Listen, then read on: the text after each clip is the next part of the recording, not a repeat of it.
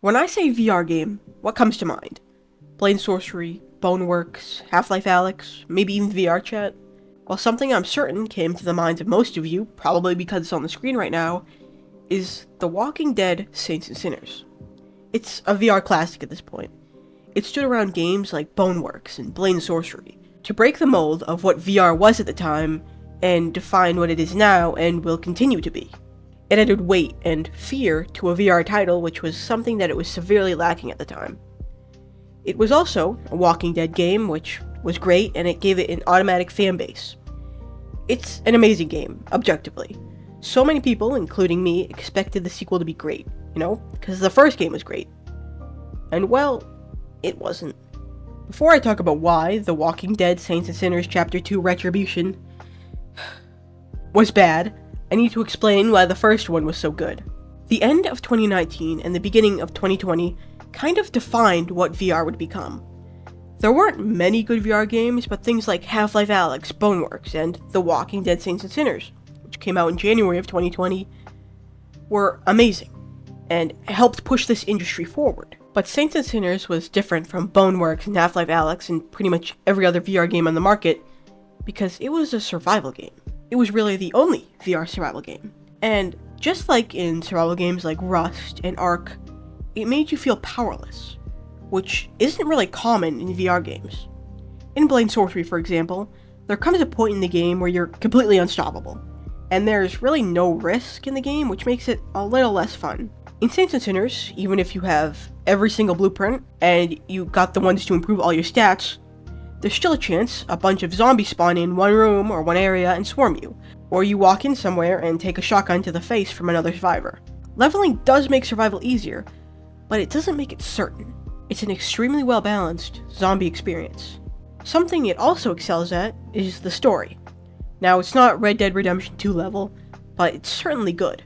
It starts off with telling the players about this mystical place called the Reserve, which houses enough resources for the entirety of New Orleans. Side note, New Orleans was an amazing choice for a Walking Dead game. Anyways, after you really start the game and realize how hard some resources are to come by, the idea of a ton of resources in one place sounds really nice. So you, as yourself, are put in the shoes of the survivors, and want the reserve just as much as them. It also, oddly enough, makes you connect with the characters, which I don't really see in VR games. The game was obviously very inspired by Telltale's The Walking Dead games, and the most obvious way it expresses that is with dialogue. You get to choose what the Torah says to every character, most evidently, Casey, the guy on the radio. I think Casey is a great character, and he's often overlooked when talking about characters in VR games. He's so realistic, and every chat you have with him makes you connect just a little bit more. It's the same with May and Umbra. Every note and every drawing makes you connect, which makes the ending even more difficult and gut-wrenching. You first have to choose between Casey and all of the supplies you were promised. This decision kind of had me stressing on my first playthrough, because on one hand, I need those resources. I wasn't sure if I could craft any weapons when I got home. On the other hand, I've connected with Casey all of the game, and I really didn't want him to die.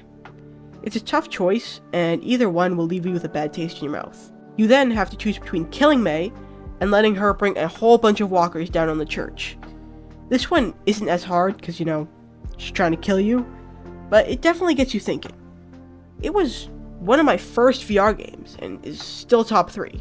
Now, after the amazing experience that the first game gave me, I was hyped to see what the sequel had to offer. And what it had to offer was the first game. And when I say that, I am not kidding. It is literally the same game. They just took the first game and slapped some extra stuff on there and made it more glitchy and kept the same price and called it a day. Keep in mind that this came out nearly 3 years later, in December of 2022. The singular good thing that came out of that is being able to import your save file from the first game. But I would personally rather have a completely new game with some excuse to why you don't have your stuff anymore, like, oh, they raided my camp. They surprisingly did put in the effort to add 4, locations, but barely changed the existing ones, even though it's been, I think 6 months since the last game in lore. There's, a couple bodies hanging a rampart now, but that's about it. Now, I wouldn't be as mad about it being the same game if the first one didn't come out 2 years and 11 months before the second one. It feels clearly dated, as VR games came a long way in those 2 years.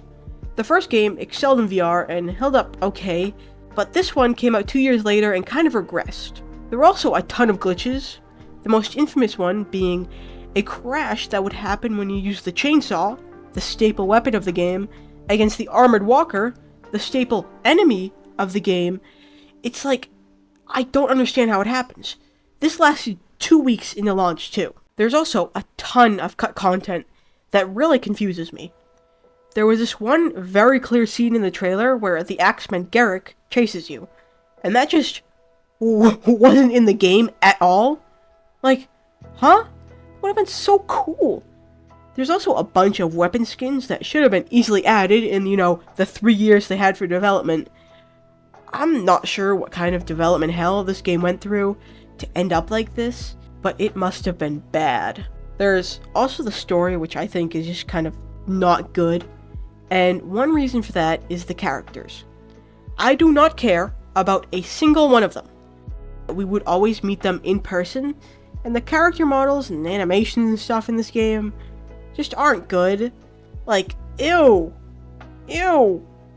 I didn't mind the character models in the first game because meetings with friendly characters would be short.